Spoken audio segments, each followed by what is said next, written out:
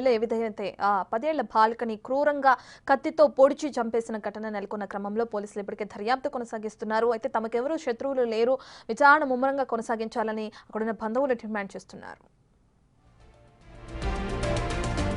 Secretariat లో మరోసారి భద్రతా వైఫల్యం కొట్టొచ్చినట్లు కనిపించింది. పెండింగ్ బిల్లుల కోసం మరోసారి ఆర్థిక శాఖ ముఖ్య కార్యదర్శి ఛాంబర్ ఎదుట కాంట్రాక్టర్లు ఆందోళనకు దిగారు. 2వ అంతస్తులోని కాంట్రాక్టర్లు పదుల సంఖ్యలోకి వెళ్లారు.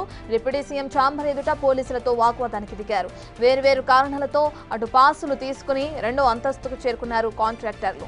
2వ అంతస్తుకు వచ్చే వరకు భద్రతా సిబ్బంది ఏం చేశారని ఉన్నతాధికారులు ప్రశ్నిస్తున్నారు. బట్టి ఛాంబర్ ఎదుట నిరసనకు దిగడంపై మంత్రులు సీరియస్ అవుతున్నారు. మార్చి నెలలోనూ బట్టి ఛాంబర్ ఎదుట కాంట్రాక్టర్లు ధర్నా చేశారు.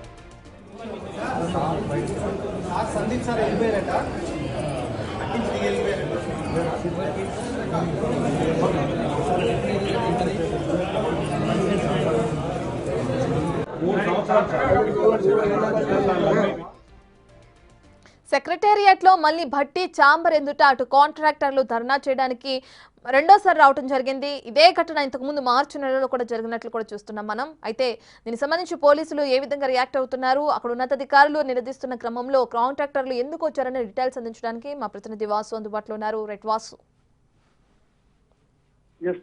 సెక్రటరియట్ లో మరోసారి కాంట్రాక్టర్లు మెరుపు సమ్మెకు దిగారు. ఒక్కసారిగా ఎవరైతే ఫైనాన్స్ ప్రిన్సిపల్ సెక్రటరీ ఛాంబర్ ముందు కూడా బైఠాయించారు. అసలు వీళ్ళంతా ఒక్కసారిగా లోపలికి ఎలా వచ్చారు? ఎందుకంటే అత్యంత పటిష్టమైనటువంటి భద్రతా నడుమ ఉన్నటువంటి సెక్రటరియట్ లోకి కాంట్రాక్టర్లు ఇటీవల కాలంలో కూడా ఇది రెండోసారి వరుసగా ఇలాంటి ఆందోళన చేయడం, మార్చి నెలలో కూడా ఒకసారి బట్టి ఛాంబర్ ముందు కూడా ఇలాంటి ఆందోళన చేశారు. ప్రస్తుతం బట్టి ఏదైతే ఒక క్యాబినెట్ సబ్ కమిటీ సమావేశం కొనసాగుతున్న నేపథ్యంలో కూడా ఒకసారి కాంట్రాక్టర్లు మరోసారి సెకండ్ ఫ్లోర్ లో 2వ అంతస్తులో కూడా అత్యంత భద్రతా పటిష్టంగా ఉన్నటువంటి ఏరియాలో కూడా దాదాపు 50 నుంచి 100 మంది కాంట్రాక్టర్లు లోనికి రావడం, వాళ్ళంతా ఒకసారిగా నినాదాలు చేస్తూ కూడా అక్కడ పోలీసులతో వాగ్వాదం చేయడం కూడా అంత గందరగోళానికి దారితీసింది. ఈ నేపథ్యంలో ఏం జరిగింది అని తెలుసుకునే లోపే బట్టి విక్రమార్కకు సమాచారం అందింది. బట్టి విక్రమార్క కూడా బయటికి వచ్చి వాళ్ళకి సర్ది చెప్పే ప్రయత్నం చేశారు. అయితే గత ప్రభుత్వ హయాంలో మన ఊరు మన బడి అనేటువంటి స్కీమ్ లో భాగంగా వీళ్ళు ప్రభుత్వ పాఠశాలకు సంబంధించి కొన్ని కాంట్రాక్ట్ పనులు చేశారు.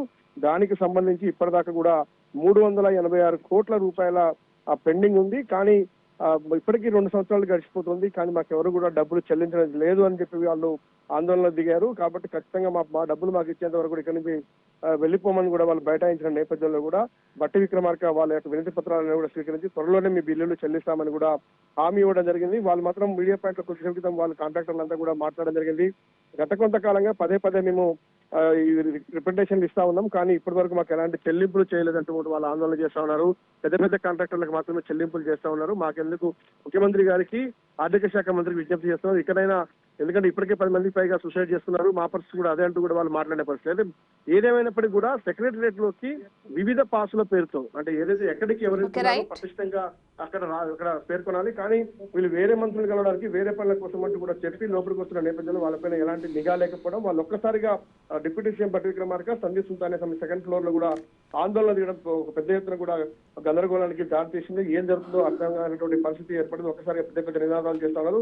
అంటే కాంట్రాక్టర్లు లోనికి వచ్చి ఈ విధంగా ధర్నా చేయడాన్ని భద్రతా సిబ్బంది పసిగట్టలేకపోయారని మాత్రం అక్కడ మంత్రులు కొంత ఆగ్రహం వ్యక్తం చేసే పరిస్థితి. గతంలో కూడా ఇలాంటి పరిణామాలు చోటు మరోసారి ఇలాంటి పరిణామాలు చోటు చూడాలంటే మరి ఎలాంటి భద్రతా వైఫల్యాలకు సంబంధించి కూడా ఖచ్చితంగా మంత్రులు ఆరాధించే అవకాశం అయితే కనిపిస్తోంది. Right, thank you Vasu.